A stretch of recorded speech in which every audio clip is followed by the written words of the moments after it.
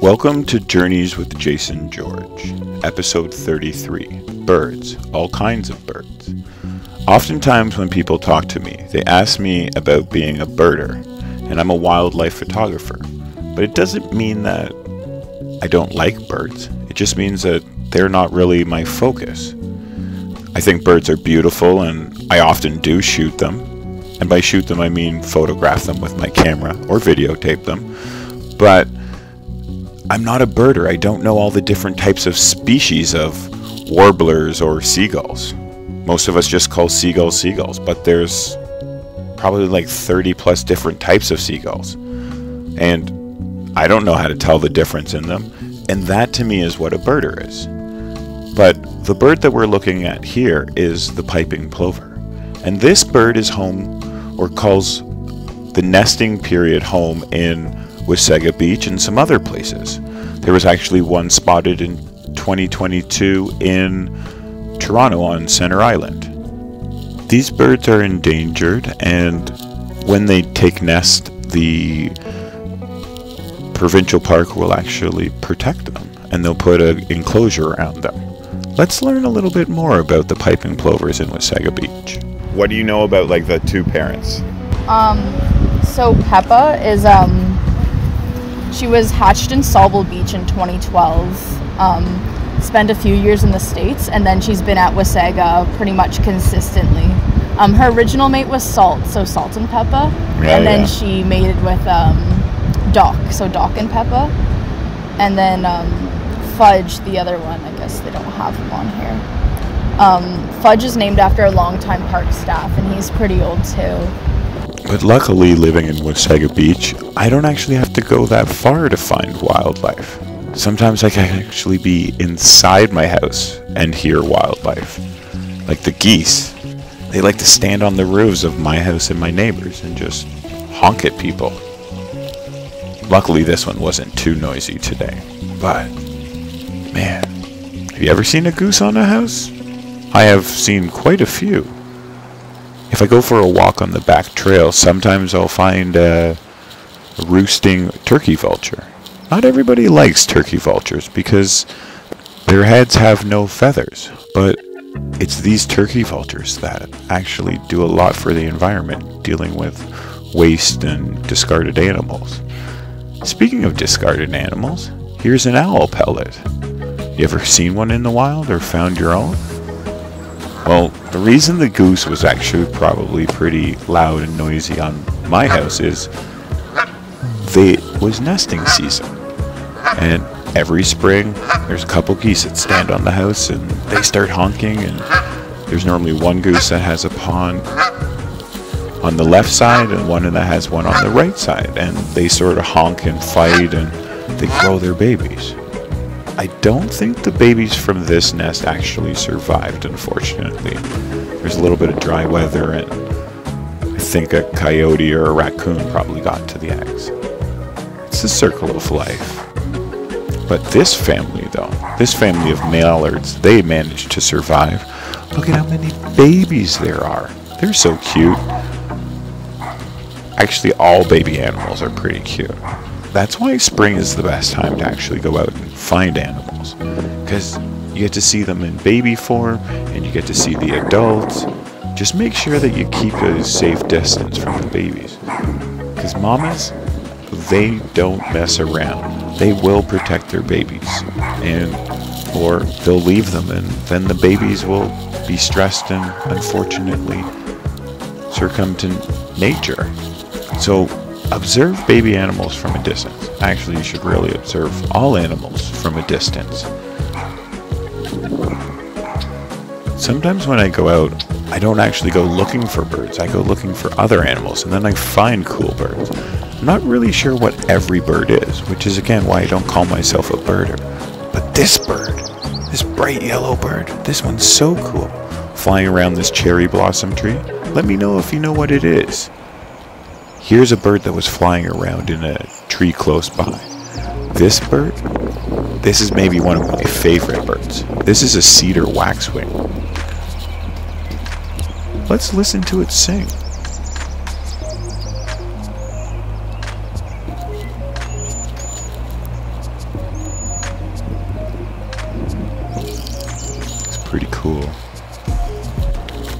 You ever seen a cedar waxwing? They really like buried trees. So if you have some buried trees in your yard, maybe they'll come around and hang out. Here is a mourning dove. Some people will call them mourning doves, but I think it's actually a mooring dove. There's like a U in there, but I struggle to say it.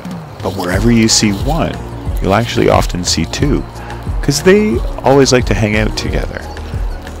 I assume normally it's like a mating pair and it's a male and a female. Who knows, maybe it's a brother and a brother, or a female and a female. But if you find one, you'll find two. But, so it's a few days have now passed and we can see the size difference in these ducklings. Right, these are the ones that are hanging out in my backyard. They'll hang out here for a while and just eat some of the duckweed or algae that's growing.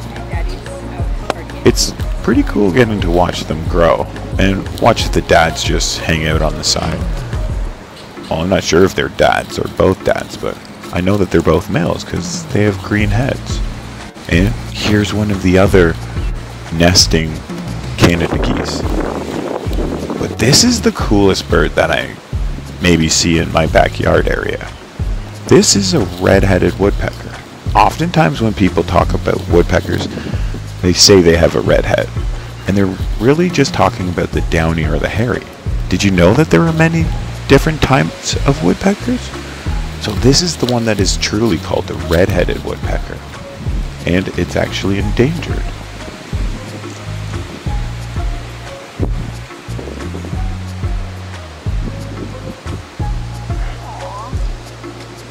As I was getting ready for a kayaking trip, we noticed a bunch of bank swallows flying around in the air.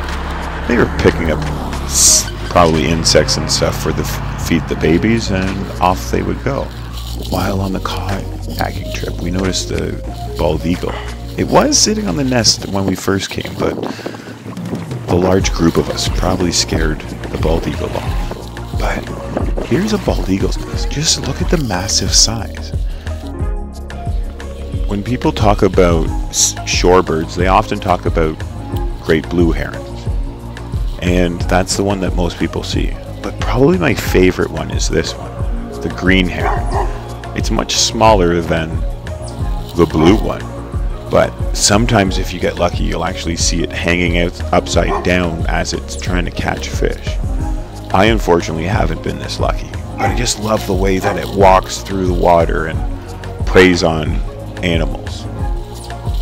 Have you seen one of these ones? This is an animal that most of us have probably seen. This is a swan. There's multiple different types of swans. There's the trumpeter swan, the mute swan, which this one is, and the tundra swan.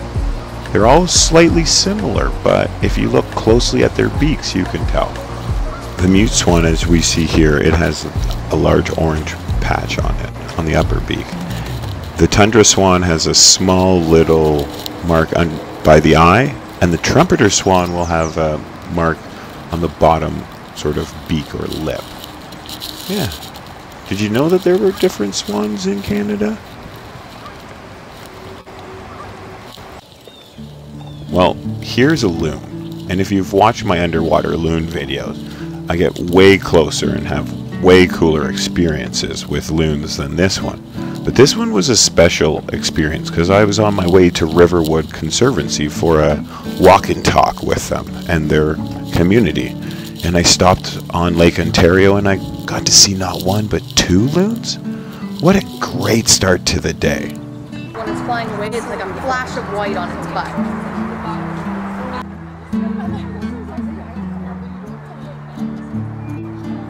I would totally believe that there are eggs in there. Yeah. Maybe this is good for the birding walk. You can bring everyone there, stumble upon. Or if you look at my camera.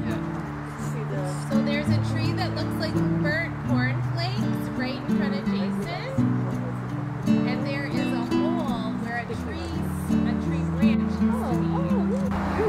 to be. It's like covered by weeds. Oh, okay. So slide off. I wish that I lived closer to Riverwood, so that I could go and see the baby northern flickers. But this is the blue heron that I was talking about, that most people think about when we talk about heron. Way bigger than the blue heron, or the green heron. Both on the same body of water, normally not at the same time. But it's awesome that I can go for a short walk from my house and potentially see these two, or a great white egret. And it just stands there and it is motionless, waiting for movement. Here? There? Well, it's not that exciting, so... Oh, it moved again.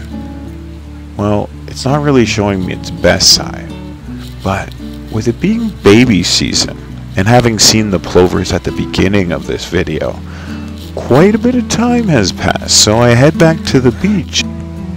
And what's your name? I'm Hannah. So they hatched 2 days ago, you said? Yeah, these guys are 2 days old. And who are the parents? They're Peppa and Fudge. They also nested here last year. I think Peppa is like almost 10 years old at this point, so she knows what's up. Yeah. And how many babies are there? There's just the 3. There was a 4th egg, but that didn't end up hatching. Oh. And what happens to, like, they just leave that last egg then? Yeah, so this happened last year too, where they started incubating the eggs a little too early. So the 3 were ready. The 4th wasn't quite ready. By the time the 3 had hatched, they were already up and attending the 3, and the 4th wasn't quite ready to hatch, so they just abandoned it. Oh, okay. Uh-huh. If you watch here, you can actually see them vanish and go into camouflage. Piping plovers are so small when they're born, they're about the size of a golf ball. They get attacked and hunted by seagulls, but they use camouflage, and their camouflage is actually to look like a pebble. Can you see them? There's actually 2 of them in this picture. Don't worry. Oh, there. One started moving, and now the other one's about to start moving. But pay attention to Mom, because Mom might be hiding the 3rd one. But if we look closely, the 2nd one just started moving. And look at them. They're just zooming around. It must be so tough being a parent of a piping plover. Look at how small they are, and they're already feeding and hunting for themselves, which is a good thing. But I guess Mom signaled Dad, because I guess it's shift change. And they go over, they have a little conversation. They're like, okay, little Johnny did this, little Sally did that, and I'm now going to take off and you're on duty. It's awesome to watch how the 2 parents actually take care of the young so early on. After about a week, Peppa the female will actually head down to Florida and start to enjoy the warm sun. But until then, both parents actually will take refuge in the sands of Wasaga and take care of the babies. Did you see the one just sneak under? Well, pay attention here and you'll actually see the 2nd one. Because we're now in Wasaga Beach. Where do they go from here? So in a couple of days, Peppa is going to take off to the States, and she's known to overwinter in the west coast of Florida. Not sure if Fudge has any wintering records, but he most likely goes to Florida also. Okay. Uh-huh.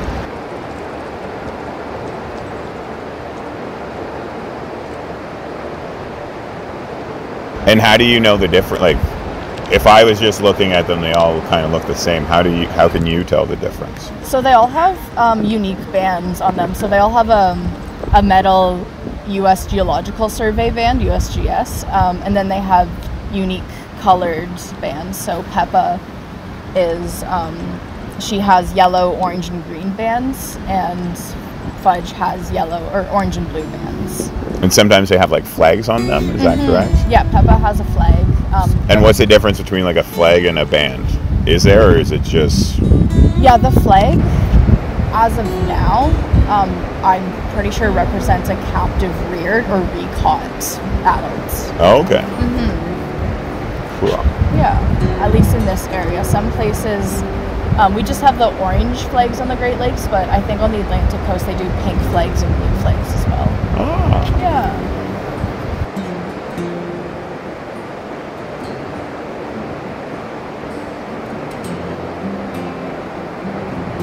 Many of you have probably never seen plovers, let alone baby plovers. So a plover is, again, it's about the size of a robin, or actually smaller than a robin when it's fully grown. And that means that baby plovers are very small. And they have a problem regulating their body. So they'll run around for a bit, and then they'll actually find mom or dad and tuck right in. If we focus here, we can actually see the little baby, 2 days old, tuck right into the feathers. And that's where it's going to hang out for a bit. Warm up, get its temperature back. There's actually 2 of them under this bird. Huh. And then after a little bit of warming up, it's time to run on the beaches. This sort of reminds me of like Finding Nemo, and the little Nemo being like, oh, go touch the butt. Well, the boat. And then Nemo swims out and gets caught. That might be what they're playing with, this twig. Well, it's a pretty big twig, but you get what I'm saying. Nobody came and took it. But I hope that you've enjoyed it. Until next time, stay safe, have fun, and enjoy the wildlife. Please like and subscribe.